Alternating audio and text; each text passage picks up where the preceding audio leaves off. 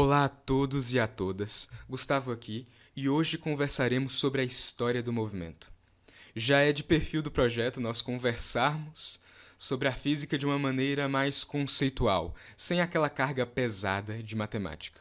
E não existe mais nada mais natural do que falar sobre a história da física até nós chegarmos nas leis de Newton, que são essenciais para o entendimento de mecânica, fundamentos de mecânica, que vocês normalmente estudam no segundo período, e fundamentos de mecânica, por sua vez, que é essencial para o entendimento do mundo e, portanto, para uma formação plena, como engenheiro ou engenheira. Então, para nós entrarmos nessa história, a primeira pessoa de quem falamos é o pai da física, o Aristóteles. O pai da física porque ele foi o primeiro a observar a natureza, né, de forma empírica e tentar explicá-la. E quando ele observa a natureza, ele divide o movimento em dois tipos: o movimento natural e o movimento violento. O movimento natural diz respeito principalmente aos elementos básicos que os gregos acreditavam formar o universo, o cosmos. Então, o universo seria formado por fogo, terra, ar e água. Então, para Aristóteles, o movimento tinha tudo a ver com esses elementos, pois cada componente do universo teria seu lugar apropriado. Então, por exemplo, um tijolo de argila cairia no chão porque ele é feito basicamente de terra. Então, seu lugar apropriado seria no chão.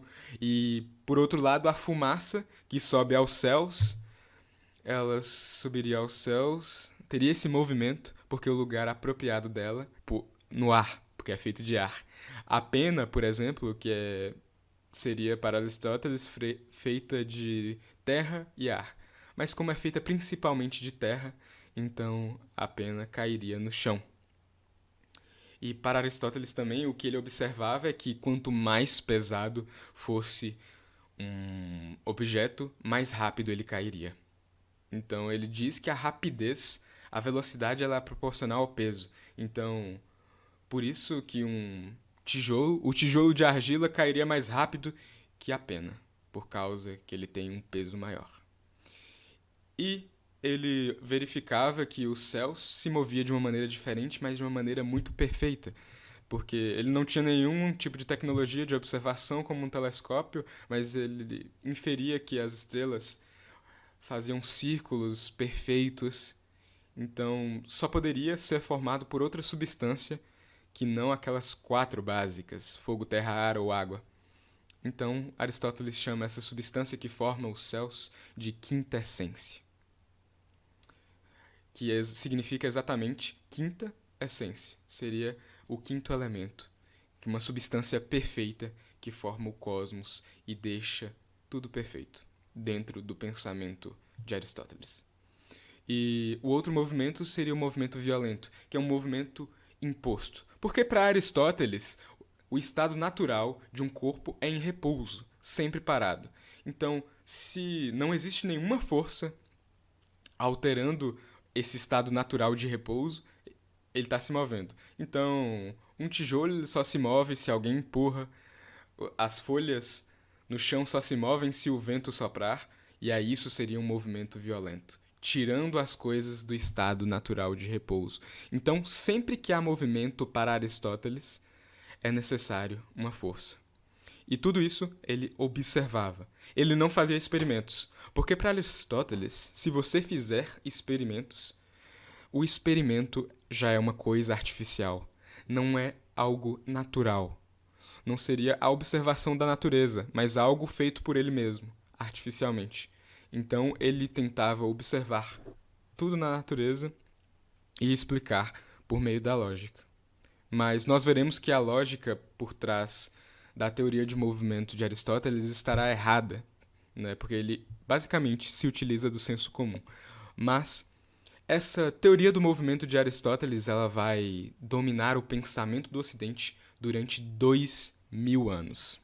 Principalmente porque a instituição da igreja toma essa teoria para ela porque ia de encontro direto com a teologia, já que a criação do universo seria algo perfeito.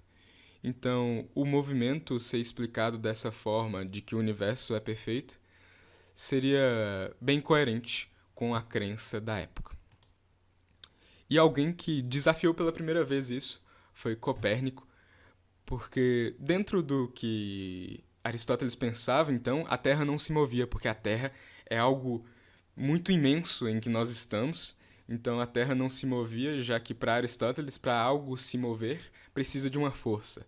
Então, para o pensamento da época, aristotélico, seria necessária uma força gigantesca para mover a Terra.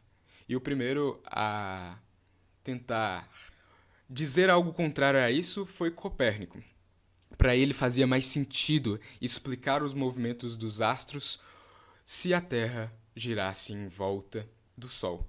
Mas ele demorou muito de divulgar esse pensamento por duas razões. A primeira, aquela que eu tinha dito, o pensamento da época era de que essa ideia do movimento ela estaria completamente ligada à teologia e a igreja era a instituição máxima da época. Então, se Copérnico dissesse algo contrário a isso, ele estaria indo contra a própria igreja. E isso seria algo ruim para ele. E a segunda razão era porque ele não conseguia, naquela época, com o pensamento de Aristóteles, de que para tirar algo do repouso precisa de uma força, ele não conseguia explicar o porquê da Terra estar em movimento. E que força seria essa? Mas ele publica esse livro e recebe a primeira edição no dia de sua morte. Mas ele fica para a história como a primeira pessoa que desafia essa ideia, depois de 2000 anos de todos pensando como Aristóteles. E quem vai refutar definitivamente Aristóteles é Galileu. As duas ideias principais de Aristóteles eram essas, de que quanto mais pesado um objeto, mais rápido ele cairá, e que o estado natural de um objeto é em repouso. Então, por exemplo, a Terra estaria em repouso, né, no seu estado natural, para o pensamento da época. E Galileu, ele faz dois experimentos que refutam isso. Diz a lenda que ele foi na torre inclinada de Pisa e jogou diversos objetos. Às vezes 2 objetos ao mesmo tempo, de pesos diferentes. Por exemplo, um de 50 quilos e outro de 60. E ele observava que esses objetos caíam no chão ao mesmo tempo. E ele fez isso diversas vezes. Várias pessoas iam para ver essas demonstrações de Galileu. Algumas viam essa demonstração, zombavam de Galileu e continuavam acreditando na teoria aristotélica. Diz a lenda da época. Então, esse é o primeiro experimento, provando que o peso ele não é proporcional à velocidade e que essa pequena diferença de velocidade ela é por causa da resistência do ar. Então Galileu imagina que se fosse em um lugar sem ar, um vácuo, esses objetos cairiam ao mesmo tempo. O segundo experimento foi Galileu fez com planos inclinados. Ele fez com diversos planos inclinados, em que ele coloca uma bola numa posição inicial e ele percebe que quando ele solta essa bola e tem outro plano inclinado, ela vai desacelerando até chegar na mesma altura, aproximadamente. Ele percebia que às vezes tinha uma pequena diferença por causa do atrito, mas se ele deixasse bem liso essa superfície, chegava praticamente à mesma altura. E ele mudou a inclinação aqui dessa segunda inclinação. Para diversas inclinações, ele percebia que sempre essa bola chegava à mesma altura. Às vezes ela tinha que andar mais para chegar à mesma altura na posição final. E aí ele imagina, e se não tiver inclinação nenhuma e nenhum atrito? Quanto que essa bola vai ter que se deslocar para poder chegar à mesma altura? E aí a resposta é, essa bola vai continuar se deslocando para sempre.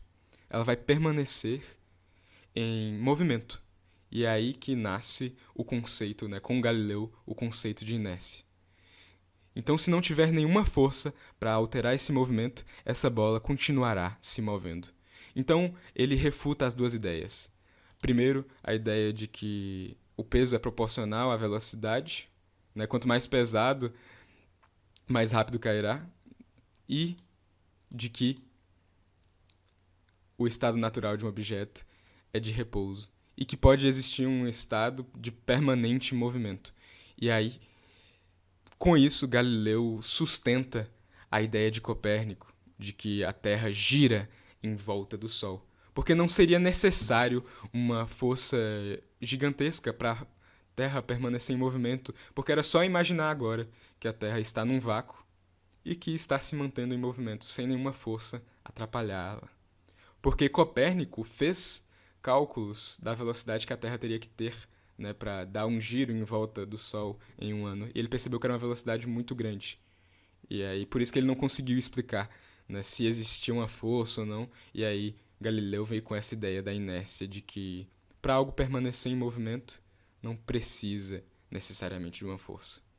E aí, Newton vai se utilizar dessa ideia de Galileu para fazer sua primeira lei. E ele enuncia que todo objeto permanece em seu estado de repouso ou movimento retilíneo uniforme, a menos que uma força resultante, não nula, exercida sobre ele, altere seu movimento. Então, Newton vai refinar essa ideia de inércia que era de Galileu e fazer sua primeira lei. Essa primeira lei, nós estaremos conversando melhor sobre ela num próximo vídeo e espero que tenha dado para dar uma ideia de como essa ideia do movimento foi evoluindo. E, se necessário, eu revejo o vídeo ou venha no encontro síncrono para perguntar alguma dúvida, porque a humanidade demorou 2000 anos para pensar tudo isso aqui, então seja gentil consigo mesmo e tente digerir isso em algumas horas, né? Você não vai precisar de 2000 anos, como a humanidade precisou. Então, até o próximo vídeo.